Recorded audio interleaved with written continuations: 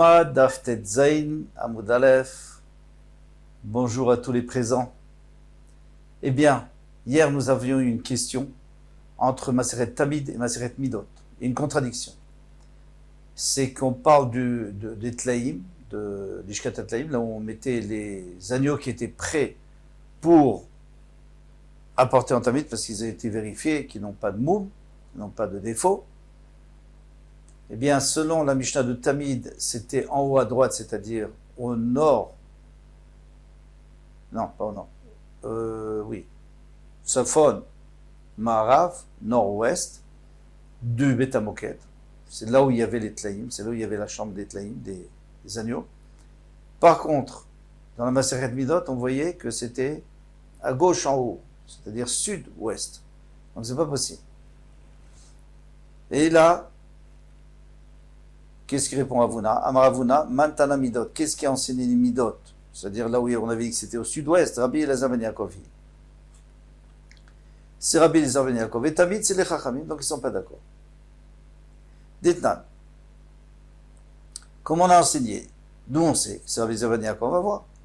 Ezrat Nashim Aïta Orech 135. La Ezrat Nashim, elle faisait une longueur de 135 amot. Al-Rochav, 135, sur une largeur de 135. Donc c'est carré.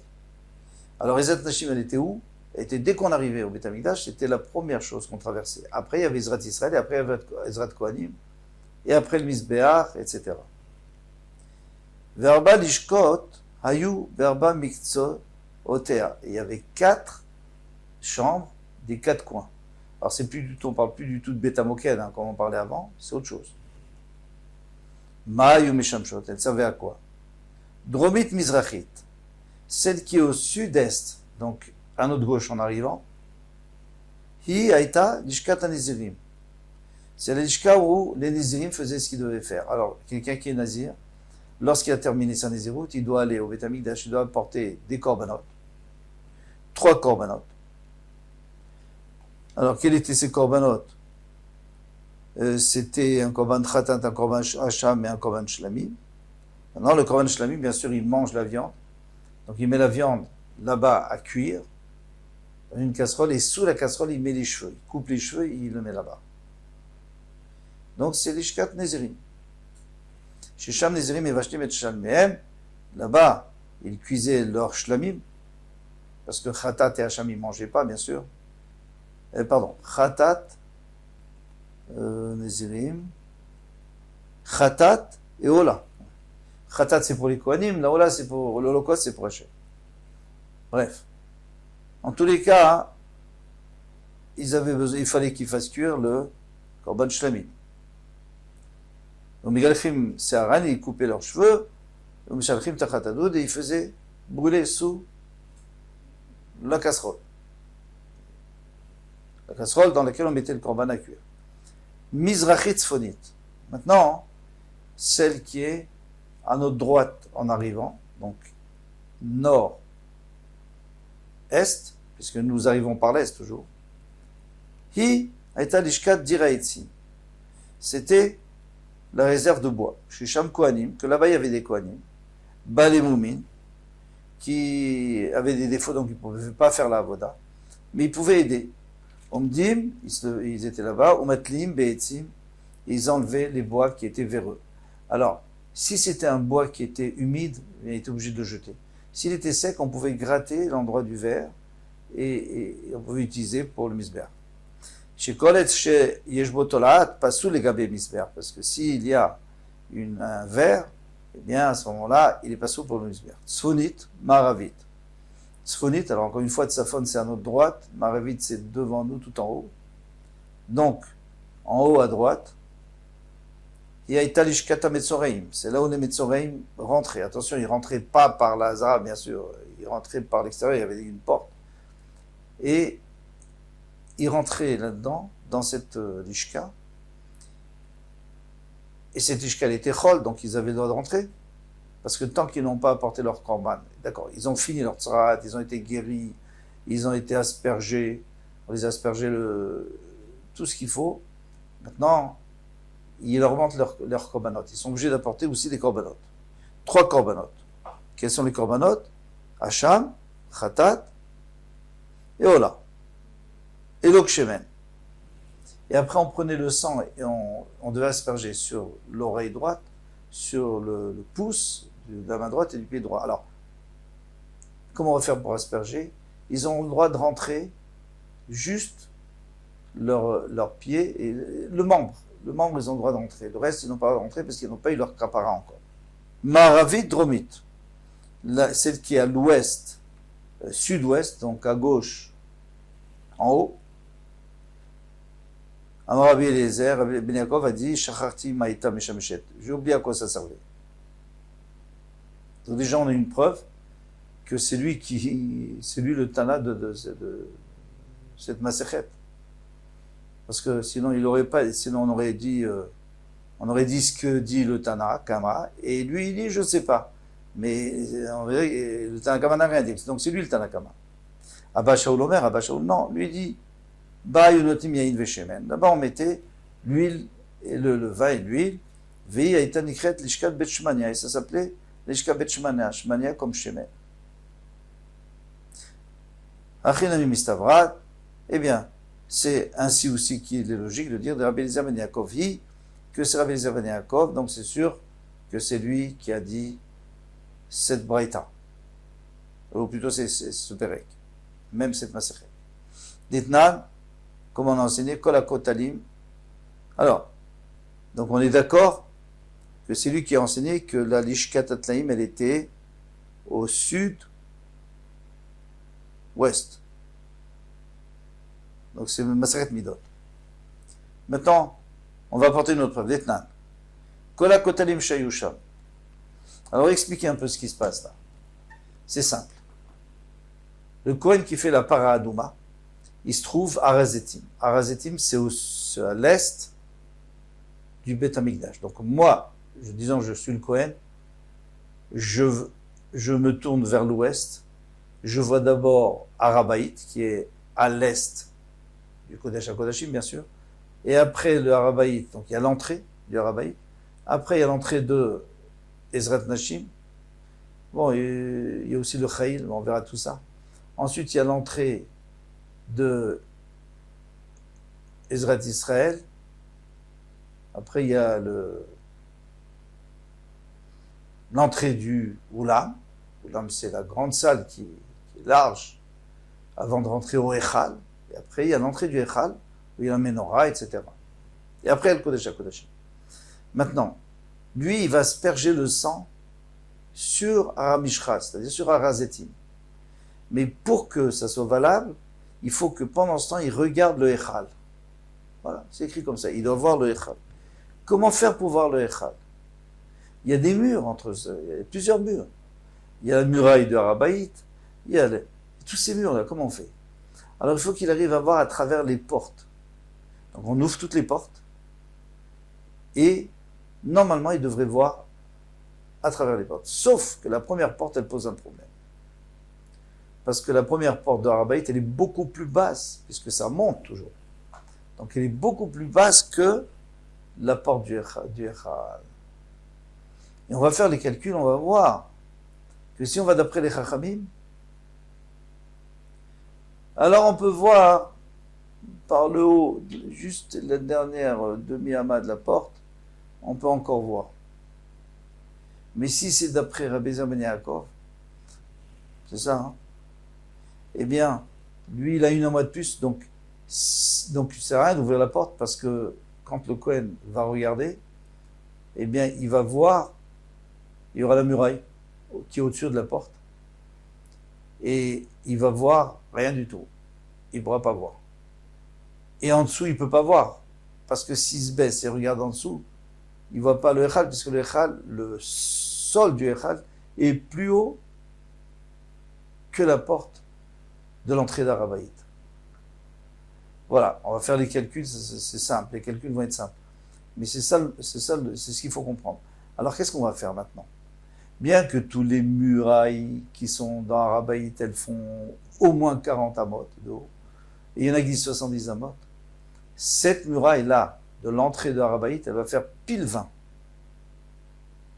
Pour que si il peut pas voir, il n'a pas la possibilité de voir, il n'a pas la possibilité, d'après Rabbi Zervania, il n'a pas la possibilité de voir en dessous, c'est-à-dire dans la porte, dans l'embrasure de la porte, alors il va voir sur la porte. Et dans ce cas-là, il pourra voir. C'est ça nos calculs. Detnan, comme on enseigne dans la Mishnah, Kolakotalim Shayusham. Donc tous les murs qui étaient à Rabaït, Ayukvoim, ils étaient très hauts. Alors on a dit 40 ou 60 diamants. Chus Mekotel Mizrachi, sauf le mur S, donc le premier mur, là, pour entrer dans Rabaït.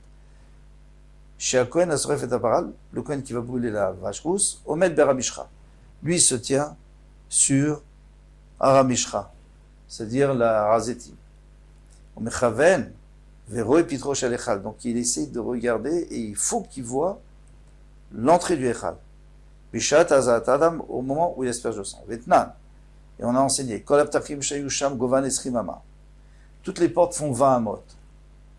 Vochavan Eser amot. Et la largeur, 10 amot. Sauf celle du Oulam. Celle du Oulam, la porte du Oulam qui est juste après le Misbéach, et avant le Echal, elle fait 40 de haut et 20 de large. Bon, mais elle ne nous dérange pas. Parce qu'elle est très haute, très, très large, donc c'est sûr qu'il peut voir à travers. C'est pas ça qui nous dérange. C'est la première porte qui va nous déranger. Parce qu'elle fait 20. Vietnam. Et on a enseigné. Difini Memeno. C'est-à-dire juste après la muraille de Harabaït, quand on rentre de l'Est, il y a le soreil. Le soreil, c'était un genre de clôture percée. Clôture en bois percée. Vietnam, Difini Memeno. Et qu'est-ce qui est juste après la clôture? Chaïl et Seramot, qui fait 10 amot. Donc Chaïl, c'est une bande de 10 amot tout autour. Veshtaïm, Esre Maalot Ayusha. Et dans ces 10 amot, il y avait 12 marches pour monter, parce que vraiment ça montait. Sur toute la largeur, vous pouvez monter. Mais il fallait des marches. Maala Chatsiyama. La hauteur de chaque marche, c'est une demi-ama. Veshilcha est la profondeur, Chatsiyama, une demi-ama. Alors ça fait combien? 12 par demi-ama, ça fait 6 amot. Donc déjà, si vous voulez, on a déjà monté 6 amot depuis le début de Harabaït. Il faut comprendre combien d'amot on va, parce qu'on doit arriver à 20. Si on arrive à 20, on est perdu, on ne peut plus voir à travers la porte. Si on arrive à 20 jusqu'au Echal. Donc il faut ou arriver moins que 20, ou alors plus. Et il ne faut pas que la muraille soit plus que 20 amot.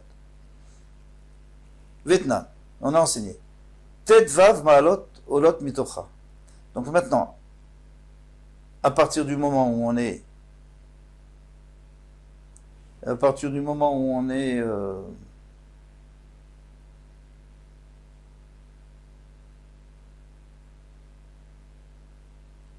dans Ezrat Nashim, on a 15 marches.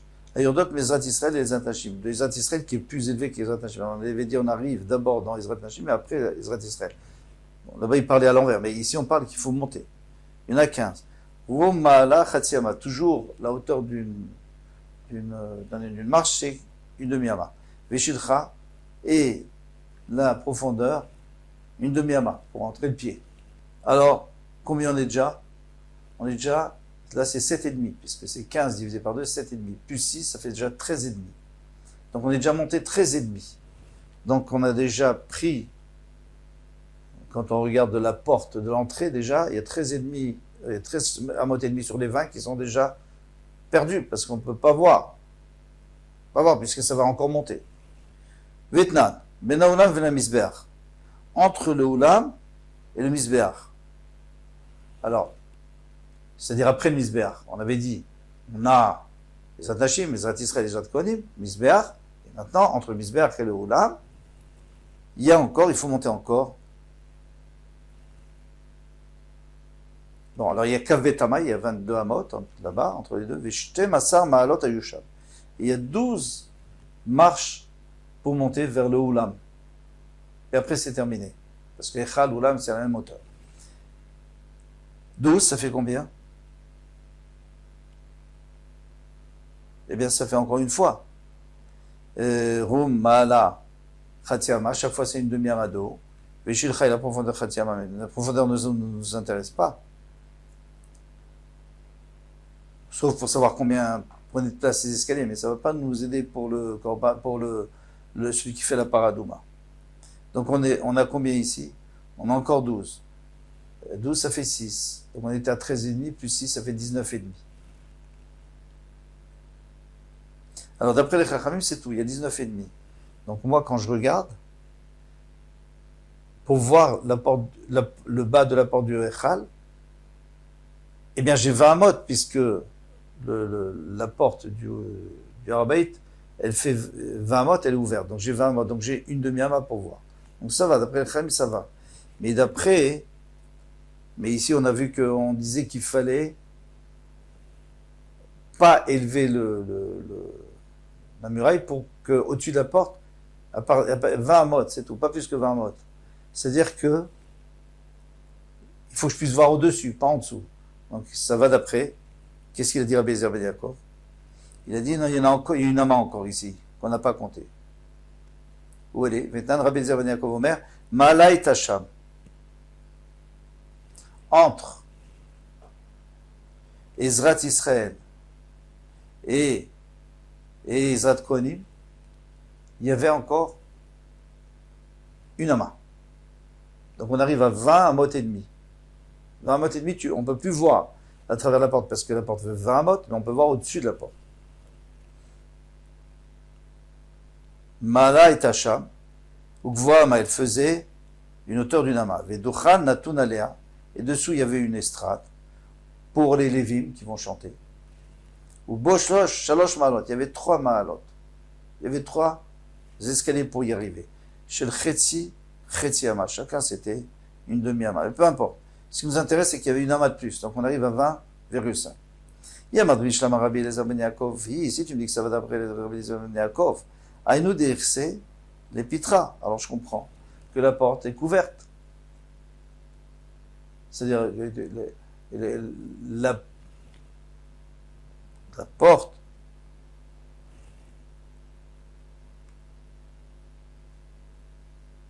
même si on ouvre la porte de Harabait, eh bien ça couvre et ça empêche de voir le Echal. Et là il y a un Rabbanan, mais c'est du que c'est les Rabbanan qui disent qu'il n'y avait que 19,5 Amot, Aïka pas de garder un matin, les pitras, bégavé. Eh bien, à partir de cette demi-ama, c'est pas mal, quoi. Une demi-ama, c'est 30 cm, il peut voir. Et là, Lav, Shmamina, Rabbi Eliezer ben Yaakov, on est obligé de dire que c'est Rabbi Eliezer ben Yaakov, et donc voilà, on retrouve notre marloquette, donc Rabbi Eliezer ben Yaakov est un akama, un qui disait que c'était à droite en haut, Dishkatatayim, un qui disait que c'était à gauche en haut. Très bien. Ravada Barava Amar, Ravada Barava, il dit, en réalité, moi je peux dire aussi que la Maseret Midot,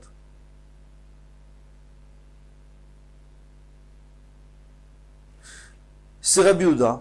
Pas obligé de dire que c'est Rabbi Eliezer ben Yaakov. C'est Rabbi Yehuda, ça s'appelle d'après Rabbi Yehuda. Mais je crois que ça, on va laisser pour demain. Oui. Kol Tov, à demain, Bezrat Hashem.